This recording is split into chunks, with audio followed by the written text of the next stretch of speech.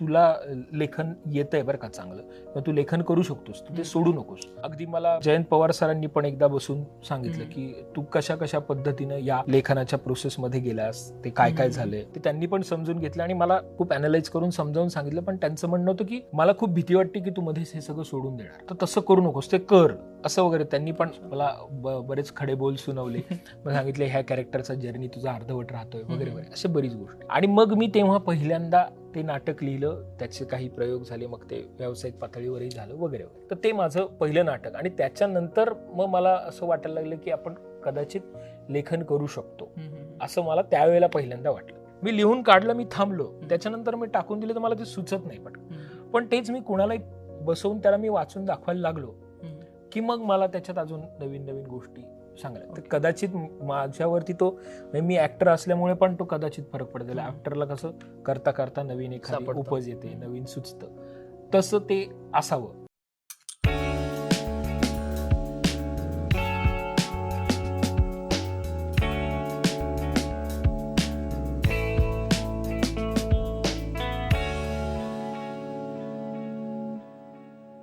हाय, hello, नमस्कार. आज आपल्यासोबत आहेत शार्दूल सराफ दादा. दादांनी ललित कला केंद्रामध्ये BA केलं नाटकामध्ये आणि नंतर पुणे विद्यापीठामध्येच डिपार्टमेंट ऑफ मास कम्युनिकेशन आहे, department of media and communication, तिथे मास्टर केलं. नंतर त्याने अनेक फिल्ममध्ये ॲक्टिंग केलेलं आहे, रायटिंग आणि डिरेक्शन त्याचं चालूच आहे. तर आज दादाची रायटर म्हणून काय प्रोसेस आहे, ॲक्टर म्हणून आणि डिरेक्टर म्हणून काय प्रोसेस आहे, आपण जाणून घेऊया. हाय दादा. हॅलो. कसं आहे? मस्त. बस. कसं वाटतं पुण्यात येऊन? मी आता मागच्या वर्षी आलो होतो आणि त्याच्यानंतर याही वर्षी आलो. तर त्या सगळ्या मुलांना बघतोय, त्यांच्या डोक्यात काय चाललेलं आहे ते सगळं बघतो, मला ते सगळं आठवतं. आणि बऱ्याच वेळा असं होतं की माझ्या बॅचच्या किंवा त्यावेळेला जी कोण मुलं होती त्यांच्यातली, अरे हा ना बहुतेक त्याच्यासारखा आहे, हा बहुतेक त्याच्यासारखा आहे, ही त्याच्यासारखी दिसते, ही त्याच्यासारखी ऍक्टिंग करते वगैरे वगैरे. असं मला खूप असं नॉस्टॅल्जिक फील झाल्यासारखं वाटतं, मजा वाटते. ते सगळे एक एक माणसं परत दिसत आहेत असं वाटतंय.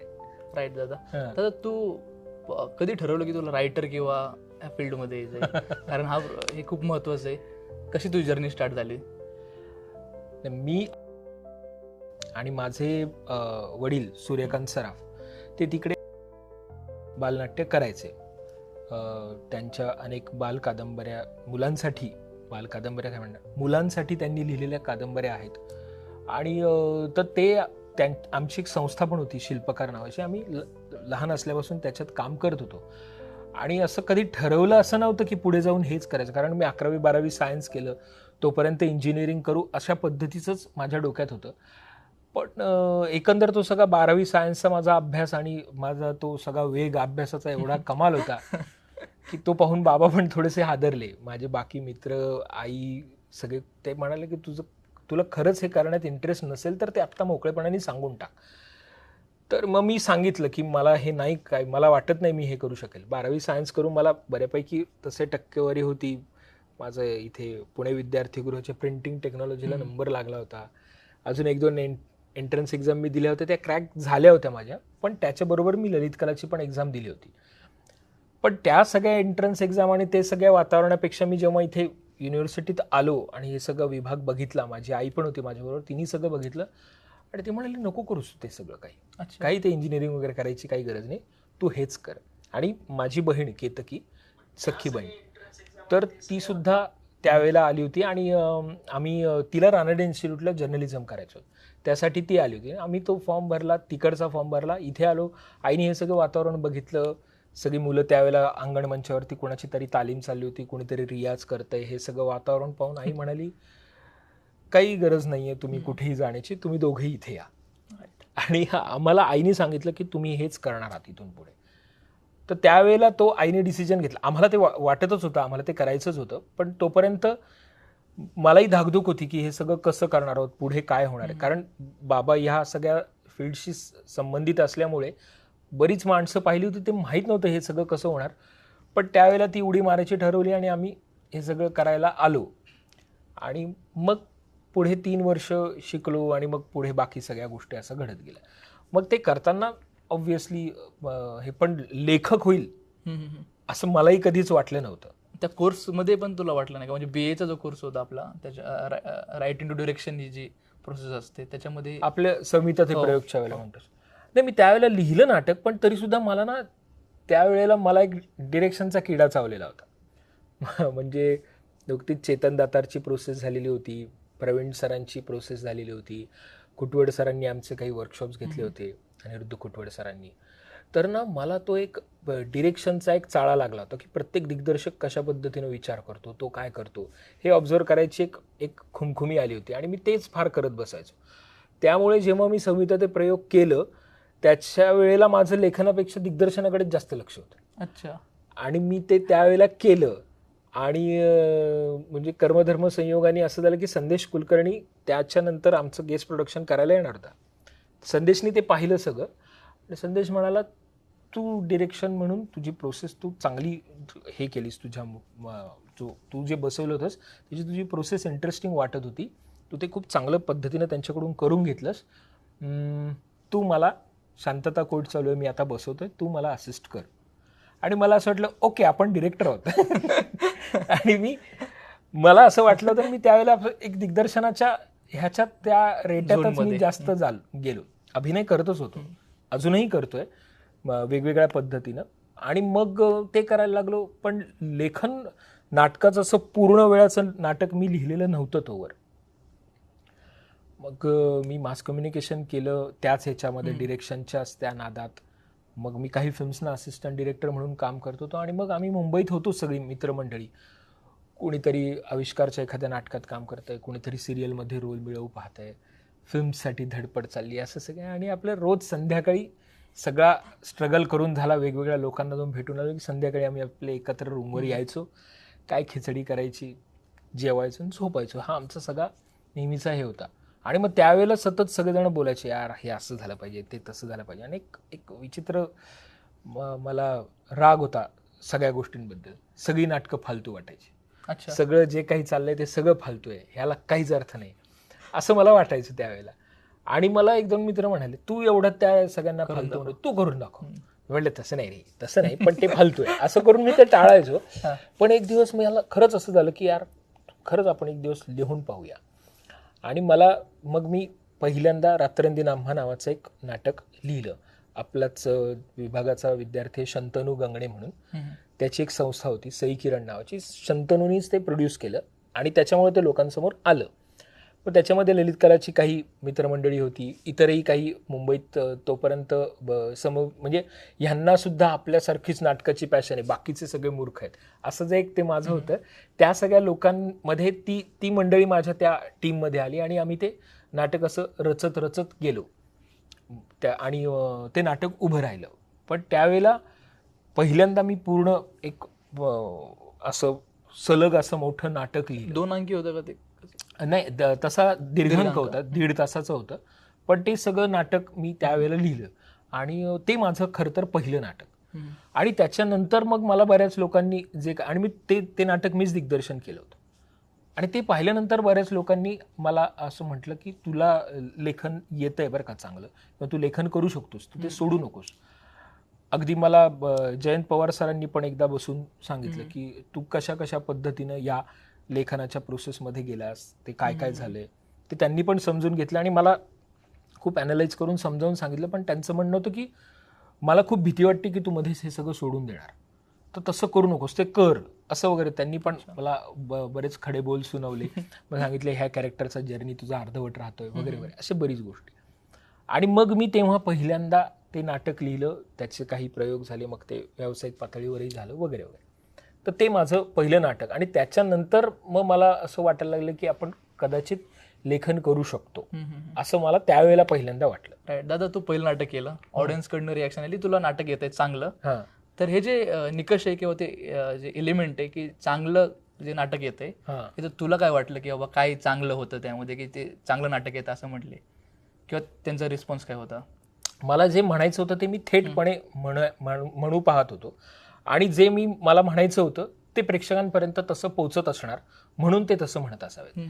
की माझ्या मनात आहे आत्ता काहीतरी, समजा काय म्हणूया आपण, बदलापूरची घटना घडली, समजा त्याच्याविषयीचं माझं काहीतरी म्हणणं आहे, मला काहीतरी वाटतंय, आणि मी ते समजा जर ते काहीतरी त्याच्याबद्दलचं एक नाटक लिहिलं तर माझी त्याच्या मागची जी वैचारिक भूमिका आहे, त्याच्या मागची माझी जी भावना आहे ती थेटपणे प्रेक्षकांपर्यंत येते की नाही, आणि ती थेटपणे आणि तशी अंगावर शहारे आणणारी ती येत असेल तर त्याला चांगलं म्हणता येऊ शकतं असं मला म्हणता येईल. म्हणजे आपलं जे म्हणणं आहे ते पोचतंय का नाही ते पोचतंय. तर मला पहिल्यांदा तेच वाटतं, माझं पहिलं नाटक हे सगळ्यांना माहित होतं, ते एवढंच म्हणत होते की तू जे म्हणायला म्हणू पाहतोयस ते आमच्यापर्यंत येतंय पोचतंय आणि तुझ्या नाटकातून येतंय. म्हणजे की तू आम्हाला नाटकाच्या नंतर जे भाषण देतोस किंवा नाटकाच्या आधी त्याच्यातून येत नाही, नाटकातूनच येत आहे. तर ते कदाचित चांगलं लेखन असावं. राईट. त्यावेळेला मला अजूनही आठवतं, मला रसिका जोशी ज्या अभिनेत्री, रसिका मला जवळ बोलवलं आणि मला प्रयोग पाहिल्यानंतर ती म्हणाली, असं खूप एखादं लोकनाट्य लिहिल्यासारखं लिहिलंस, त्याला काही असं बांधीव स्वरूप नाही आहे, ते बांध, ते नीट, ते बांधल्याशिवाय त्याला हे ते फ्रेम येणार नाही. मग ते कधी कधी मग मला ती म्हणाली ते लक्षात आलं. आणि कधी कधी असं व्हायचं त्या नाटकाच्या बाबतीत, प्रयोग झाला तर अगदी उत्तम व्हायचा, नाहीतर एकदम ढेपाळायचा. मग मला त्यावेळेला लक्षात आलं की या नाटकाला क्राफ्ट नाही आहे, प्रॉपर स्ट्रक्चर नाही. हां, म्हणजे स्ट्रक्चर असं बांधीव नाही आहे, ते स्ट्रक्चरमध्येच त्याला हलायला जागा आहे. मग ते इम्प्रोवाइज व्हायचं का?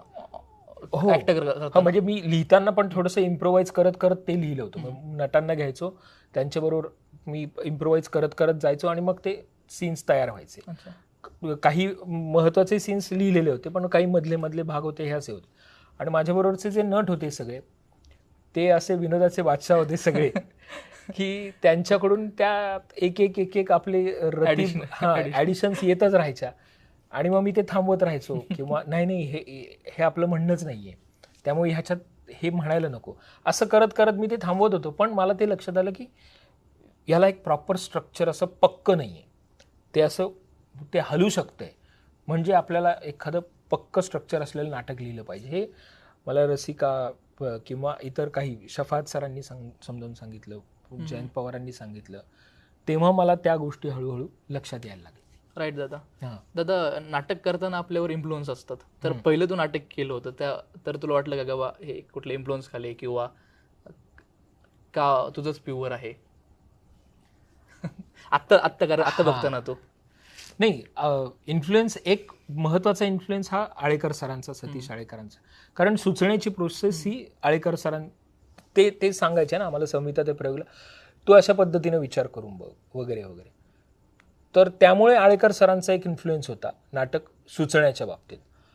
आणि त्याच्यानंतर मला माझ्यावरती शफात खान त्यांचा खूप आधीपासून मला एक माझ्यावर पगडा होता, तर तोही एक माझ्यावरती इन्फ्लुएन्स होता, पण त्याच्यापेक्षा जास्त आळेकर सरांचा होता.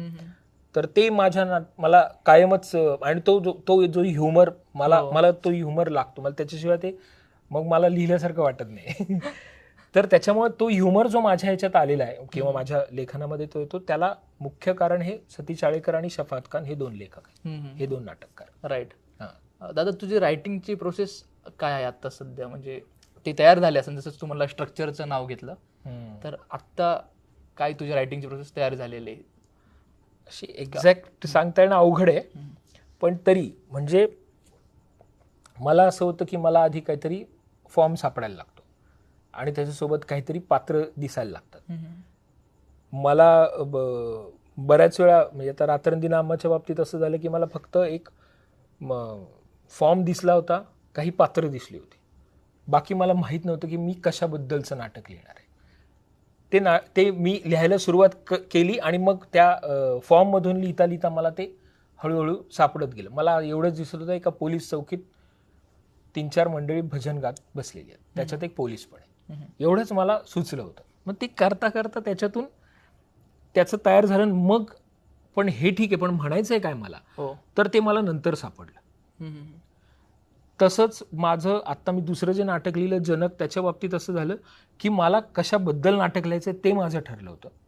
ते कशा पद्धतीनं येणार हे माझं नंतर ठरत गेलं. त्यामुळे प्रत्येक वेळेला अजूनपर्यंत एवढं माझी एकच एक प्रोसेस असेल असं मला वाटत नाही नाटकाच्या बाबतीत. तरी ती कदाचित हळूहळू इव्हॉल्व होत जाईल. पण तरीसुद्धा आता मी जनक पण जरी मला काय म्हणायचं हे ठरलेलं होतं, तरी सुद्धा मला जोपर्यंत काहीतरी फॉर्म सापडत नाही तोपर्यंत मला ते हे नीट ते लिहिता येत नाही. राईट. आधी थोडासा एक काहीतरी मोडका तोडका का होईना काहीतरी फॉर्म दिसायला लागतो. त्याचं स्वरूप की हे लोक कुठे असतील, काय असेल, काय पद्धतीचं बोलणं असेल, त्यांनी ते खरोखर आहे त्या स्वाभाविक कपड्यांमध्ये किंवा तशा वेशात आहेत का, कोणाचं तरी डोकं घोड्याचं आहे, कोणाचं तरी हे आपल्याला नाही माहिती, किंवा त्याला शेपूट आहे का वगैरे वगैरे. हे मला दिसायला लागलं की मग माझं त्याच्यातून ते निर्माण होत जातं. ते जोपर्यंत दिसत नाही तोपर्यंत मला काहीच लिहिता येत नाही. राईट. आणि मग ते एकदा दिसायला लागलं की मग मी ते लिहून बघतो, मग वाचून दाखवतो. आणि माझी प्रोसेस वाचनातून जास्त मला कळतं. मी आता समजा तुला एखादा माझा आता लिहिणाऱ्या नाटकाचा मी खरडा तुला वाचून दाखवला, तर तो वाचून दाखवता दाखवता मला त्याच्यात नवीन गोष्टी सुचतात. तुला सुचतात? हां, मला सुचतात. पण ते वाचून दाखवत नाही ना तोपर्यंत मला सुचत नाही. मी लिहून काढलं, मी थांबलो, त्याच्यानंतर मी टाकून दिलं तर मला ते सुचत नाही पटकन. पण तेच मी कुणालाही बसवून त्याला मी वाचून दाखवायला लागलो की मग मला त्याच्यात अजून नवीन नवीन गोष्टी सांगल्या. तर कदाचित माझ्यावरती तो, मी ऍक्टर असल्यामुळे पण तो कदाचित फरक पडतो. ऍक्टरला कसं करता करता नवीन एखादी उपज येते, नवीन सुचतं, तसं ते असावं. पण मला ते तसं होतं. आणि मग ते लिहित गेलो. आता जसं मी मगाशी म्हटलं की रात्रंदिन आम्हा लिहिलं होतं, त्यावेळेला मला बरेच जण म्हणाले याला बांधी स्वरूप नाही. तर जनकच्या वेळेला मला असं झालं होतं की मला आता एकदम असं बांधीव नाटक लिहायचं, म्हणजे क्राफ्टमध्ये कुठेही कमी पडता कामा नये. त्यामुळे मी त्याचे खरडे बरेच केले रात्रंदिन आम्हाच्या कम्पॅरिझनमध्ये.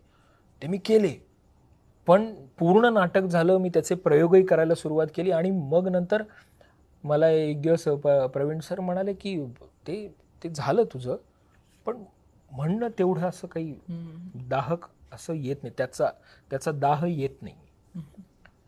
आणि मला लक्षात आलं की आपण क्राफ्टच्या नादामध्ये म्हणणं थोडंसं आपण ते मागे पडत गेलो, किंवा ते अजून शार्पली आपल्याला अजून म्हणता आलं असतं, किंवा आपल्याला अजून काहीतरी त्याच्याबद्दलचं वाटणं थोडंसं कमी पडतंय. तर असं ते सगळं त्या बाबतीत माझं झालं.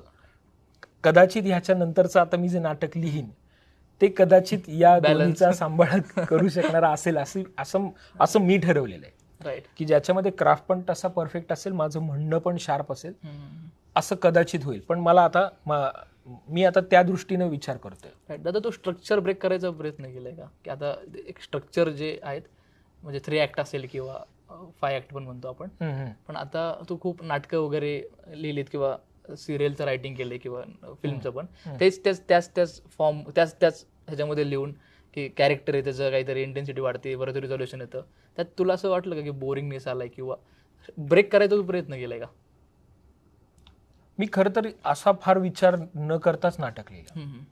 रात्रंदिन आम्हा सुद्धा आणि जनक सुद्धा मी फार विचार नाही केला की ह्या 3 ऍक्ट स्ट्रक्चरमध्ये हे कसं न्यायला. कारण ॲक्च्युली मी जनक हे नाटक लिहिलं ते मी रॉयल कोर्ट लंडन आणि रेज थिएटरचं जे हे थिएटर आपलं प्ले रायटिंग वर्कशॉप होतं, तर त्या प्ले रायटिंग वर्कशॉपसाठी मी सिलेक्ट झालो होतो आणि तिथे ते नाटक लिहिलं होतं. तिथेही ती मंडळी मला हे सगळं सांगत होती की हे 3 ऍक्ट स्ट्रक्चर असायला हवं. मग ते तसं, कारण ती ब्रिटिश लोक, ते मेंटर्स आमचे सगळे ब्रिटिश होते, त्यांना ते सगळं तसं लागायचं आणि मला काही त्या साच्यात जाता येईना. तर माझ्याबरोबर इरावती कर्णिक होती, ती आम्हाला मेंटॉर आणि आमच्यामध्ये कोऑर्डिनेटर म्हणून ती काम करत होती. तर तिने त्यांना एकदा सांगितलं, ते एकदा म्हणाले की नाही तू असं का करतोयस, तुला हे ठरवायला लागेल तुझ्या आत्ता याची वॉन्ट काय आणि त्याची डिझायर काय, तर ती तुझी डिझायर आता मागे राहिली, मग त्याचं तू कसं. म्हटलं एक मिनटं, मला असं नाही लिहिता येत, असं मी त्यांना सांगितलं. तर ते म्हणाले असं कसं, तुला ते फॉलो केलं पाहिजे. मग शेवटी इराणी त्यांना सांगितलं की हे बघा, त्याचं स्कूलिंग वेगळं आहे, त्याला असं तुम्ही बांधायला गेले तर तो लिहिणं थांबवून टाकेल. ते म्हणाले नाही असं नको करूस, तू हे कर ते कर.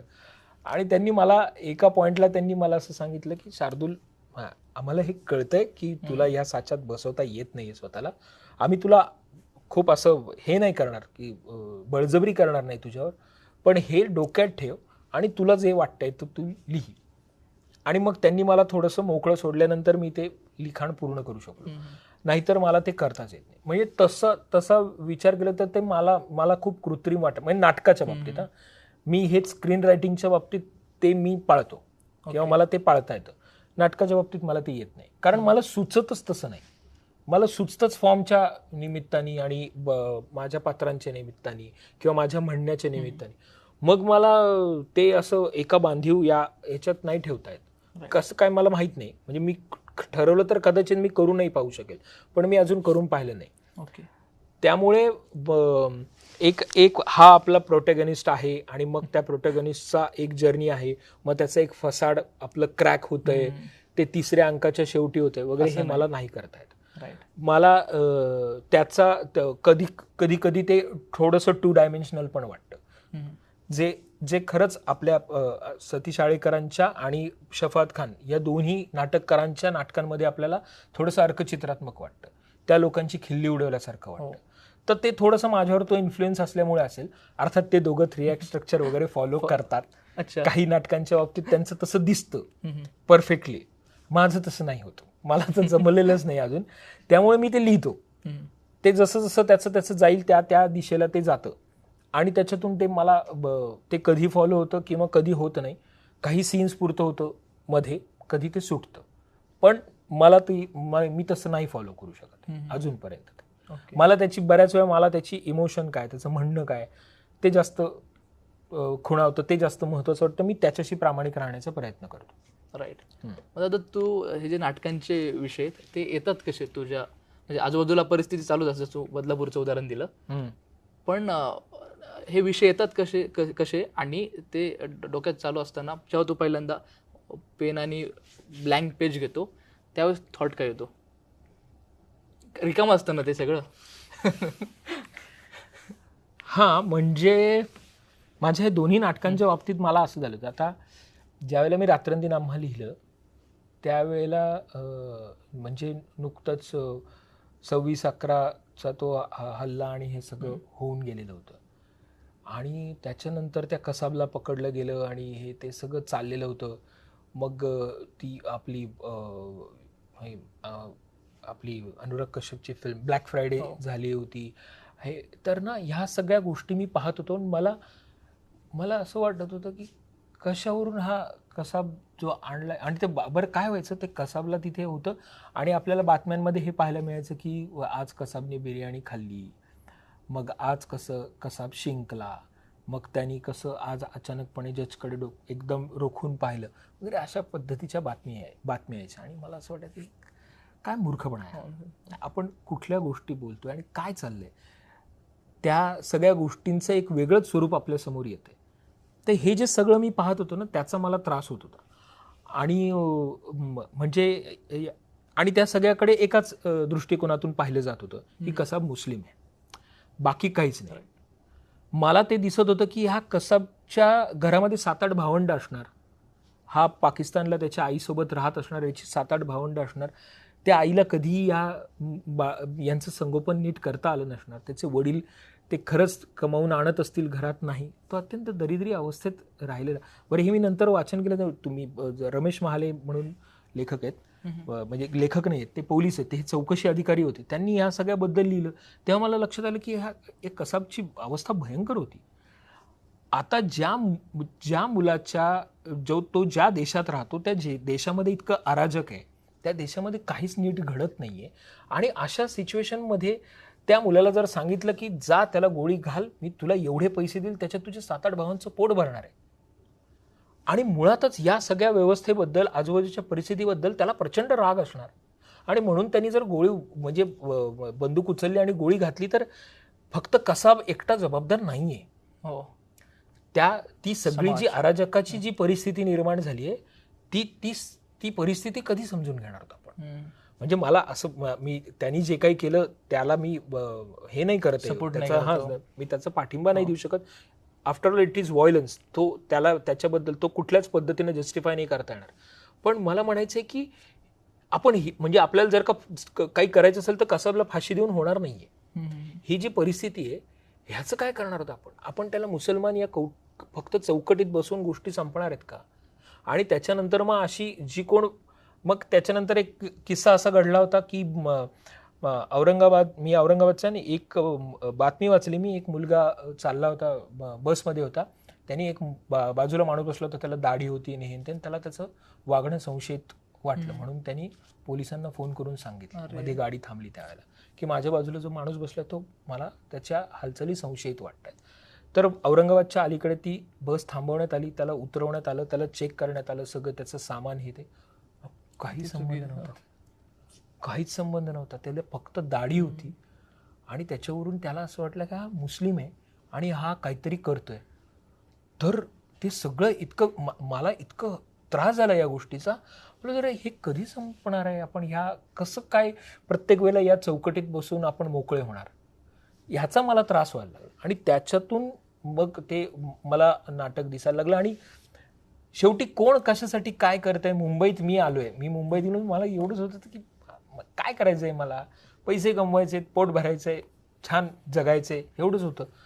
पण त्या मुंबईत मी फिरायचो, तर मुंबईत एक शू करायला एक छोटी असा साधा कॉर्नर नसतो, बराच वेळ पब्लिक टॉयलेट्स नाहीत कुठेच. मी NCPला जायचो, त्यावेळेला जाऊन पुस्तक वाचायचो. एकदा NCP वरून निघताना मी निघालो, थोडा वेळ समुद्रावर रेंगाळलो, बसलो 5-10 मिनटं आणि मला लक्षात आलं चला आता आपण जायला हवं. म्हणून मी चर्चगेटला जायला निघालो आणि मला असं लक्षात आलं आपल्याला आता वॉशरूमला जायला हवंय आणि कुठेच काहीच नाही. ते NCPA ते चर्चगेट हा जो एंटायर प्रवास होता 15-20 मिनिटाचा मी चालत करायचो, 15-20 मिनिटात काहीच नाही तिकडे. आणि मला झालं की कशाला बांधल्या त्या काचेच्या बिल्डिंग्स, ह्याचा काय उपयोग आहे, त्या माझ्या नाही आहेत, मी कशासाठी आहे इथे. मग मला तो तिथपर्यंतचा जर्नी मला एवढा संताप देणारा होता.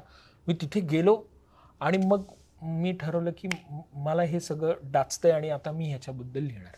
आणि मग ते सगळं माझ्या नाटकामध्ये आलं की शेवटी त्या मुलाला जेव्हा उभं केलं जातं त्याला विचारतात की तुला काय हवंय, तुला काय वाटतं, तो म्हणतो काय नाही, प्रत्येक कॉर्नरवरती ना टॉयलेट असले पाहिजेत बुवा.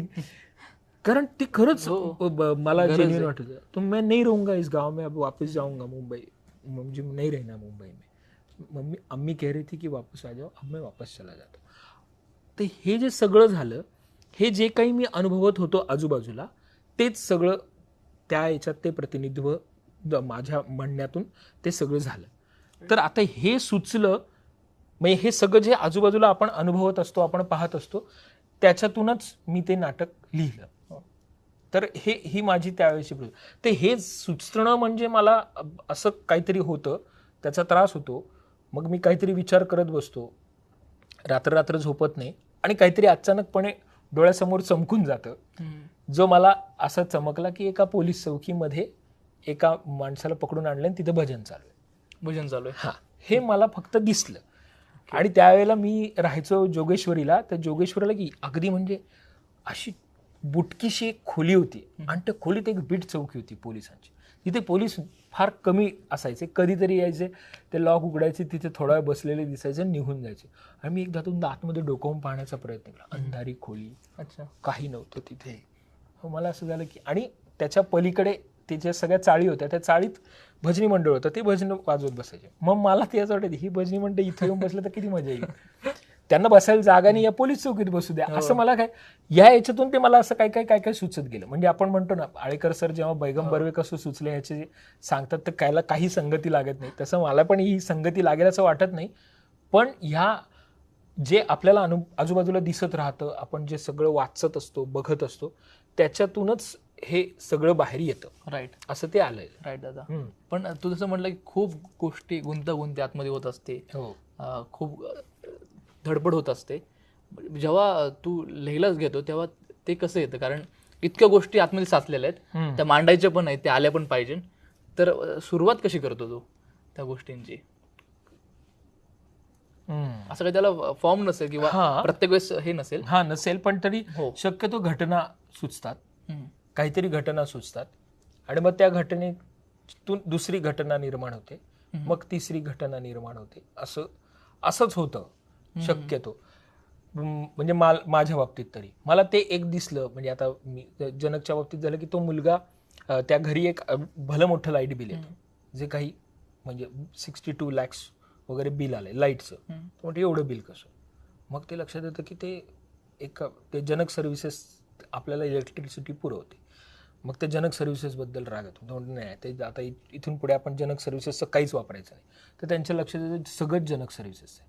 पेट्रोलजनक सर्व्हिसेसचं आहे, मग आपण जे आपल्या घरात ते फूड जेवण येतं ते Right. हे आहे, आपण आत्ता बसून जी स्कॉच पितोय ती सुद्धा जनकची आहे, हे सगळं जनकचं आहे.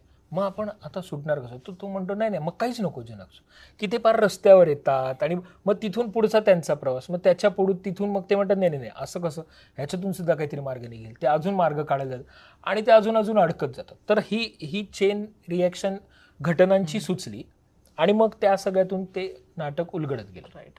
असं असं कसं झालं की फॉर्मनुसार म्हणणंच बदललंय, की फॉर्म इंटरेस्टिंग सापडलाय तर म्हणणं आधी वेगळं होतं आणि नंतर फॉर्म इव्हॉल्व्ह होत गेला आणि म्हणणंच बदललंय. नाही असं नाही झालं, पण माझं एक म्हणजे असं झालं म्हणजे कसं की मी एक नाटक लिहित होतो, त्याच्यामध्ये मला एक अप्रतिम असा डान्सिकल आणि हे ते असं सगळं सुचलं होतं.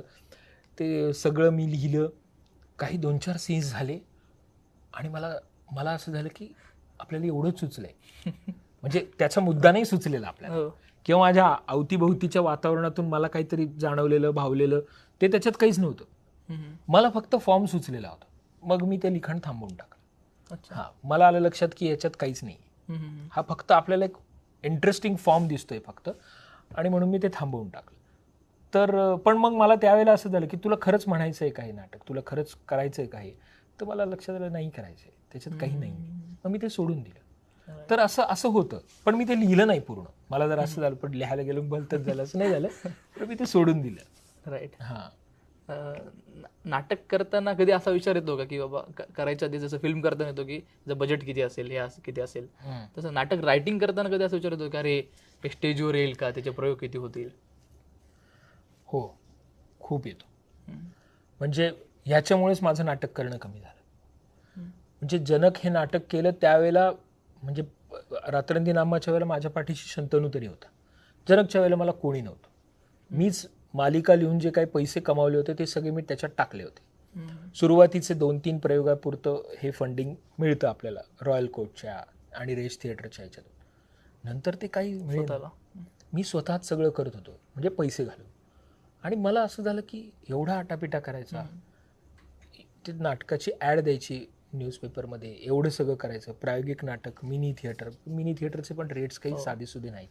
त्यांचं डिपॉझिट भरा, मग तुमची संस्था रजिस्टर्ड आहे का वगैरे, असे एन नंबर ऑफ प्रॉब्लेम्स आहेत त्याच्यात. अर्थात काही अशी मित्रमंडळी होती की तू काही काळजी करू नको, माझ्या नावावरती मी तुला थिएटर मिळवून देतो, पण शेवटी त्याला पैसे द्यावे लागायचेच. दिनू काकांनी मला 1-2 तारखा मिळवून दिल्या, असे दिनू पेडणेकर म्हणून जे निर्माते आहेत ते, पण त्यांना पैसे तर द्यावे लागणार ना मला. मग हे करून मला असं व्हायचं एवढं सगळं करायचं आणि समोर येणार 10च मंडळी, 10-15, आणि ती पण कोण, ती ॲड पाहून येणारी नाहीच आहेत. आपण ज्यांना कळवलं होतं, मी राहुलला मेसेज केला, मी ह्याला मेसेज केला, मी त्यांना मेसेज केला, मी नागेश भोसलेंना मेसेज केला, मी परेश मोकाशींना मेसेज केला. मग ते म्हणाले अरे शार्दूलचं नाटक आहे, चला पाहायला जाऊया. मग परेशने अजून राहुल चल माझ्याबरोबर, असं करून कशी 10-15 टाळकी येणार आणि ते नाटक बघणार. मग त्याच्यातून काही आर्थिक गणित त्याचं काही बसे ना, आणि म्हटलं नकोच हे सगळं. अर्थात आळेकर सरांनी नाटक शिकवताना अशा पद्धतीनं शिकवलं होतं की तुमच्या म्हणण्यापेक्षा मोठं काही नाही, तुमचं जे एक्सप्रेशन आहे त्याच्यापेक्षा मोठं काही नाही, त्यामुळे ते फक्त बघा. त्यामुळे मी सुचताना असं संकुचित विचारांनीच मला सुचतं, फार भव्य दिव्य असं मी काही करायला जात नाही की 25-30 लोक आहेत आपल्या नाटकामध्ये, ते एका वेळेला डान्स करतायत, हे करायला मी शक्यतो जात नाही. सुचताना 4-5 जणांचं छोटंसं एक घर, एक फ्लॅट, एक लेवल वगैरे इतकंच सुचतं, त्याच्यापेक्षा जास्त करताच येत नाही. त्यामुळे ते होतंच, आणि मग त्यामुळे तसं लिहिलं जात नाही. आणि मग नंतर आता असं झालं की हे एवढं सगळं आटापिटा करायला लागणार असेल, आणि एवढं करून आता तर मला फारच विचित्र प्रश्न पडायला लागलेत. मला असं वाटतं की लोकांसाठी नाटक ही त्यांची म्हणजे महत्त्वाची गोष्ट राहिलेलीच नाही. त्यांना नाटक बघायचंच नाही, कशाला बघायचं आहे नाटक, असं त्यांचं झालेलं आहे. जी व्यावसायिक नाटकं आत्ता चाललेली आहेत ती खरं तर म्हणजे ती नाटकांच्या जीवावर न चालता, ती खरं तर सिरियलमध्ये दिसणारी माणसं आता मला नाटकात दिसत आहेत, तर मला त्यांना बघायला, जवळून बघायचंय, आणि प्रयोग संपल्यानंतर रांगाला त्यांच्याबरोबर सेल्फी काढायचा आहे. तर हेच आहे. त्यामुळे ते काही नाटक नाही आहे. ते पीटर ब्रूक म्हणतो ते डेड थिएटर आहे, त्याला काहीच अर्थ नाही. पण ते चालू आहे, त्याचा काहीतरी पैसा खेळवला जातोय वगैरे, हे सगळं आहे. उद्या बरं एवढं करून मी उद्या नाटक करणार नाही असं नाही. मला वाटलं तर मी करेन त्याच्यात काय मी घेईन मला हवं त्या माणसाला. अंकुश चौधरीला घेऊन मी नाटक करेल, मी सई ताम्हणकरला घेऊन नाटक करेल. मला त्याच्याबद्दल म्हणजे ते वाईट आहे असं मला म्हणायचं नाहीये. मला म्हणायचं त्याच्यातून घडत काही नाही, त्याच्यातून ती प्रोसेस पुढे जात नाहीये, त्याच्यात काही क्रियाशीलता नाहीये, ते भयंकर स्टॅग्नंट आहे असं मला म्हणायचं. तर त्यामुळे मी खूप निराश आहे त्या बाबतीत. मला अजूनपर्यंत तरी आशा दिसत नाही. पण म्हणून मग मी काय केलं, आत्ता मी मला एक गोष्ट सुचली होती की आता स्टँडअप कॉमेडीचे खूप गोष्टी घडतात आजूबाजूला. तर त्या ह्याच्यात मला एक सुचलं होतं की आता असे बरेच मित्र, मी खूप किस्से सांगतो. मला बरेच लोक किस्से बहादर, काही लोकांनी म्हणजे अशा नावाने माझा नंबर सेव्ह करतात. एकदा काय झालं असं एकाने नंबर सेव्ह केलेला आहे. एकदा काय झालं कॉल करा. हा, तर असं मला असं ते किस्से सांगायला आवडतं. असे माझे अजून 2-4 मित्र आहेत जे अप्रतिम किस्से सांगतात. त्यांना म्हटलं तू हाच किस्सा सांग. मग असं आम्ही 3-4 जणांचे कोंडाळं तयार करून त्या प्रत्येकाचा स्टँडअप कॉमेडी स्टाईल असा एक परफॉर्मन्स सेट केला. याच्यामध्ये ते त्यांच्या आयुष्यातले गमती जमती सांगतात, हे ते असं ते केलं. आणि आम्ही त्याचे प्रयोग कुठेही करतो. अच्छा. कुणाच्याही घरात जाऊन करतो, कुणाच्या ऑफिसमध्ये करतो. काही जण आमचा एक मित्र आहे, तो म्हणाला की माझ्या टीमनी मागच्या महिन्यात खूप जबरदस्त काम केलंय आणि आम्हाला खूप फायदा झालाय त्याचा, तर मला त्यांना सगळ्यांना ट्रीट द्यायची म्हणून मी तुमचा प्रयोग ठेवतो. अरे वा. आम्ही तिथे तर आम्ही त्यांच्या ऑफिसमध्ये प्रयोग केला. ते क्युबिकल्स आहेत असे सगळे, आणि क्युबिकल्सच्या पुढे आम्ही उभं राहिलो. क्युबिकल्स मधून त्यांच्या खुर्च्या बाहेर काढून ते असे आमच्याकडे बघतायत आणि आम्ही तिथे प्रयोग केला. तर असे आमचे आता 28 प्रयोग झाले. किस्से सांगायचे, किस्से, गप्पा, गाणी आहेत. आधीमध्ये आम्ही लोकांशी इंटरॅक्ट होत ते सगळं सांगतो. त्याचा फॉर्म स्टँडअप कॉमेडीच्या पद्धतीचा आहे.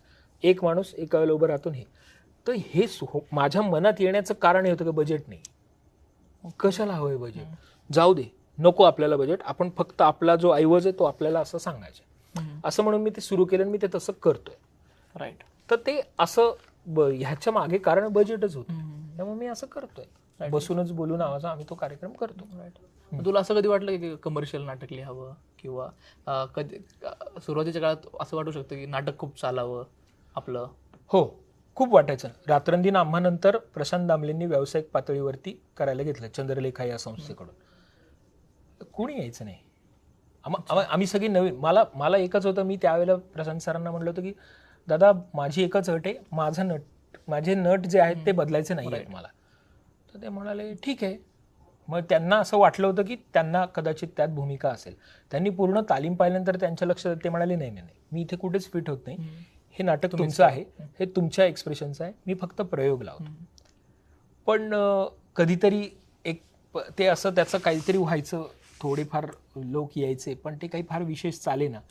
तर 18 प्रयोगात ते बंद पडलं नाटक. त्यामुळे मला असं झालं की तेव्हा वाटायचं खूप. मग नंतर माझ्या लक्षात आलं की असं नाहीये, त्याची गणितं वेगळी आहेत. ते वेगळ्या म्हणजे जी नाटकं चालतात किंवा ज्या नाटकांना लोक गर्दी करून जातात त्या नाटकांचं काहीतरी वेगळं म्हणणं आहे.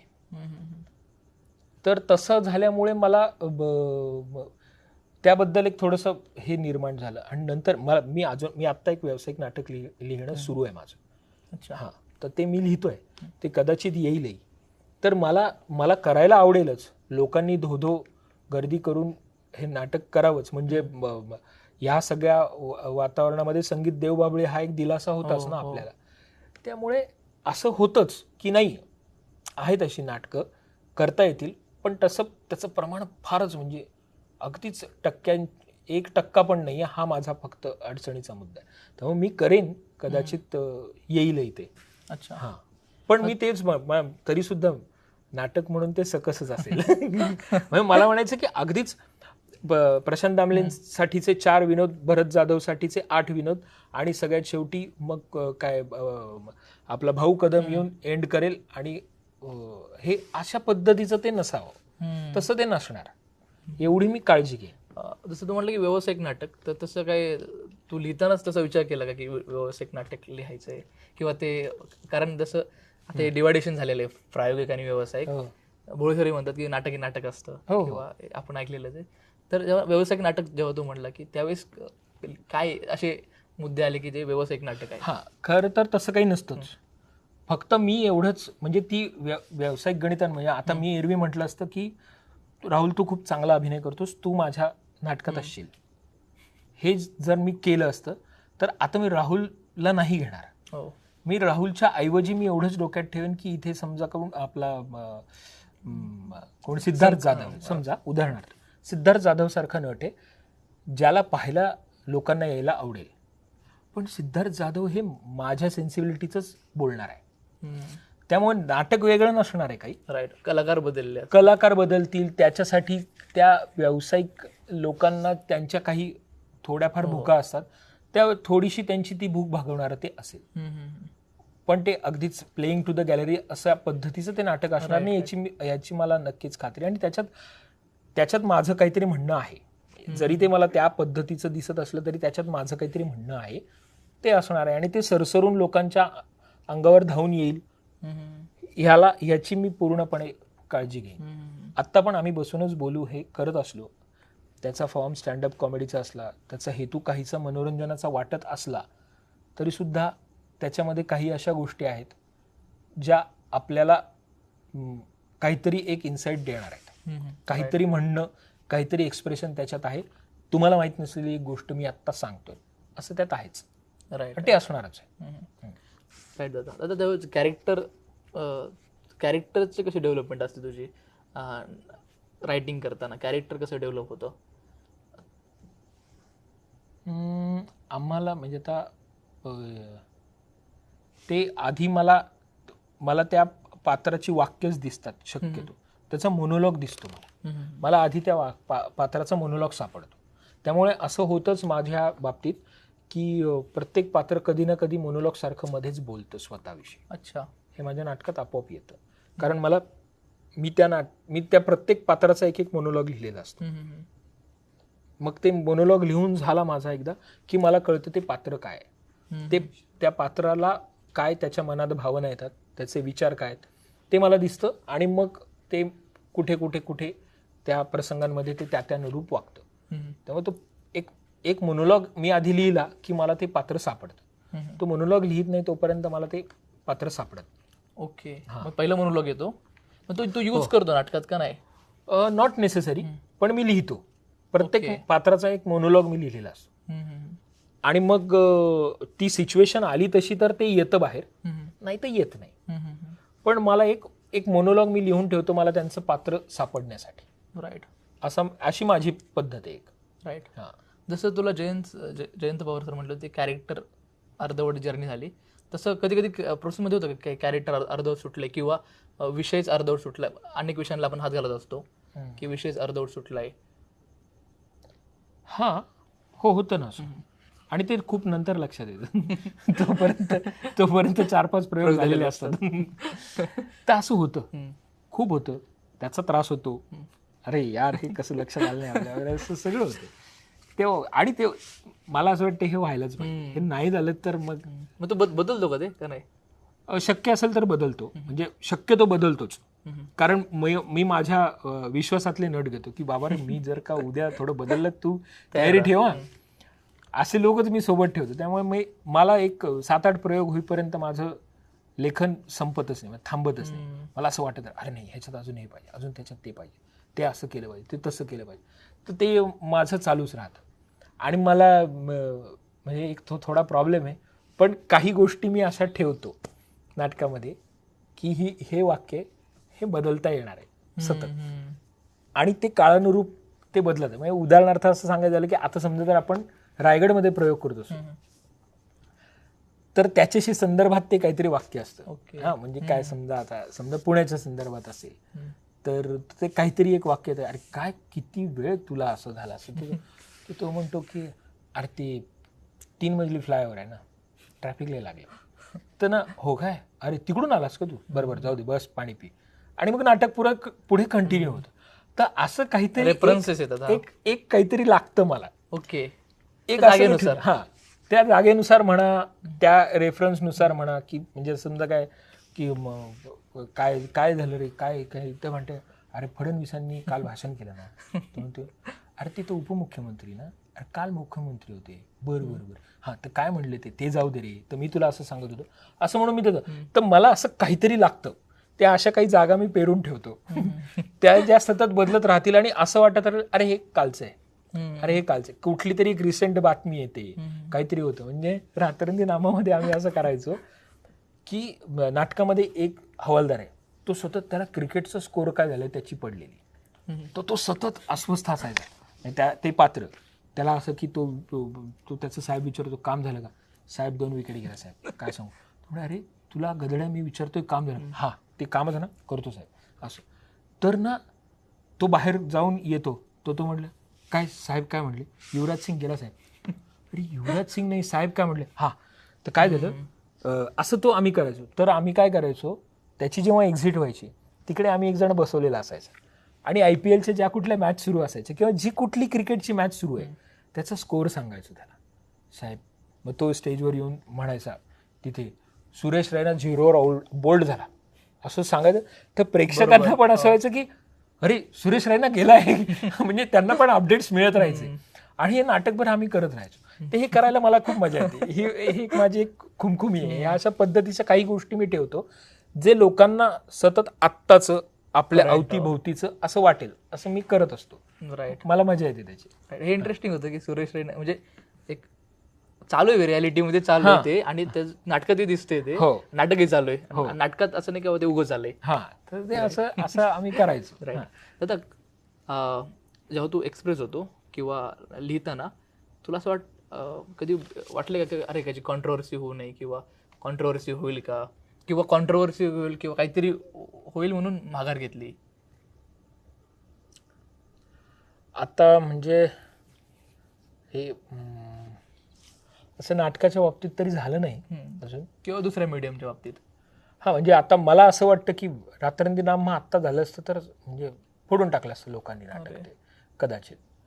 कारण काळानुरूप गोष्टी पण फार थोड्या बदलल्या आहेत. फारच नको तितके संवेदनशील फ्लेक्झिबल व्हायचं सोडून आपण अजूनच असं होतं चाललंय. पण टेलिव्हिजन लिहिताना खूप काळजी घ्यायला लागते. सतत थोडं पण एक सुद्धा वाक्य इकडे तिकडे जाता कामा नये. किंवा आता मी रिसेंटली एक वेबसिरीजचं लिखाण करत होतो. त्या वेबसिरीजमध्ये एक पात्र असं फार महत्त्वाचा रेफरन्स होता. तो बेळगावमध्ये जाऊन भाषण करतो याचा. तर ज्या प्लॅटफॉर्मसाठी आम्ही लिहितोय त्यांनी सांगितलं की प्लीज हे आपल्याला बदलावं लागेल. तर मी म्हटलं की आपण त्याच्यात जितकी त्याची मजा आहे किंवा ते जितका शार्पनेस त्याच्यानी येणार आहे त्या दुसऱ्या कुठल्याच प्रसंगाने तो येणार आहे. ते म्हणाले आम्हाला सगळं माहिती आहे, आम्ही सगळं समजू शकतो, पण सॉरी हे नको करूस, आपल्याला हे नाही ठेवता येणार. तो म्हणाला आपण सगळं करून नंतर जाऊन ते जर काढावंच लागणार असेल तर कशाला करायचंय. ते हे त्यांच्या ह्या डिप्लोमॅटिक बोलण्याला मला काही उत्तर नव्हतं माझ्याकडे, पण असं होतं आणि मला ते काढावं लागलं. हे होत राहतं. पण इथून पुढे हे असंच होत राहील याची खूप भीती आहे सतत मनाला. मग आता इथून पुढे तर लिहिताना कदाचित हात आखडता होईल की काय असं वाटतं. अजून तरी झालेलं नाहीये. अजूनही मला जे वाटेल ते मी मोकळेपणाने लिहितोय. बाकीचे आजूबाजूचे काय म्हणतात त्याच्यावरती ते ठरतं. पण नाही मी असं त्या बाबतीत स्क्रीन रायटिंगच्या बाबतीत तर फारच अवघड आहे. काळजी घ्यावी लागते, फार काळजी घ्यायला लागते. असं झालं नाटकाच्या बाबतीत आपल्याला थोडंसं बदलता येतं. लोकांना कळणार नाही अशा भाषेत सांगता येतं. स्क्रीनची भाषा ही दृश्य भाषा आहे ना, ती लगेच पकडली जाते, ती लगेच हातात येते आणि ते खूप लोक पाहतात. आपण प्रायोगिक नाटक केलं 10-15 प्रेक्षक 20 प्रयोग झाले असं गृहीत धरलं तरी 300 लोकांच्या वर लोकांनी पाहिलेलंच नाहीये. काय फरक पडतोय असं आहे ते. त्यातली बघणारी आपली मित्रमंडळी वगैरे भांडशील ते उलट म्हणतात भारी लिहिलास तू. त्यांना काही फरक पडत अरे मारतील मला रस्त्यावर, काय होत नाही आपण आहे असं असतं. त्यांना काय फरक पडत आहे मागे.